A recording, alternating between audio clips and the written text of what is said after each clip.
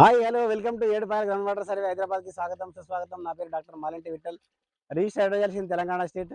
ఈరోజు అయితే మనము బండ్రపల్లి విలేజ్ నారాయణఖేడ్ మండల్ సంగారెడ్డి డిస్టిక్లో మనం ఇంతకుముందు సర్వే చేసిన పండ్ర అనే రైతు దగ్గరికి వచ్చినాము. సార్ నమస్కారం. సార్ నమస్కారం సార్. సార్ మీరు ఇంతకుముందు ఎన్ని బోర్లు వేసారు?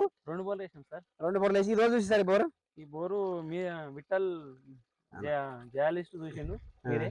ఓకే, 2 వేస్తే 2 పేలైనా, మూడోది మీరు అది చూస్తే పడ్డాయి సార్. అది సార్ ఈ 2 బోర్లు వేసి వెళ్ళిన తర్వాత మమ్మల్ని మనకు సంప్రదిస్తే ఒక ఇంచు వాటర్ ఉన్నాయి, కానీ ఈ ఇంచు వాటర్లో ఈ సమ్మర్లో మన ఈ పంటల రైతు రకరకాల పంటలు పండించుకుంటూ ఏం పంటలు పండిస్తారు సార్ ఈ వాటర్తో మీరు? కూరగాయలు. అదే ఏ కూరగాయలు సార్ చెప్పండి? వంకాయలు, బెండకాయలు పండిస్తారు సార్. ఇంకా క్యారెట్.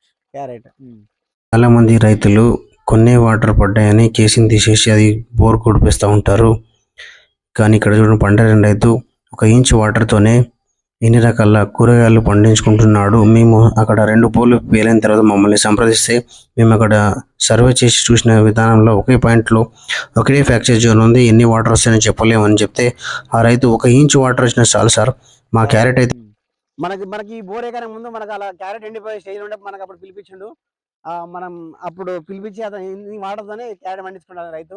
అందుకే రైతులకు విజ్ఞప్తి, తక్కువ వాటర్ ఉంటే డ్రిప్ సిస్టమ్ పెట్టుకొని ఈ సమ్మర్లో మన నారాయణఖేడ్ ప్రాంతంలో చాలా తక్కువ ఉంటాయి కాబట్టి తక్కువ వాటర్తోని ఎక్కువ పంటలు పండించుకోవాలని కోరుచున్నాను రైతు.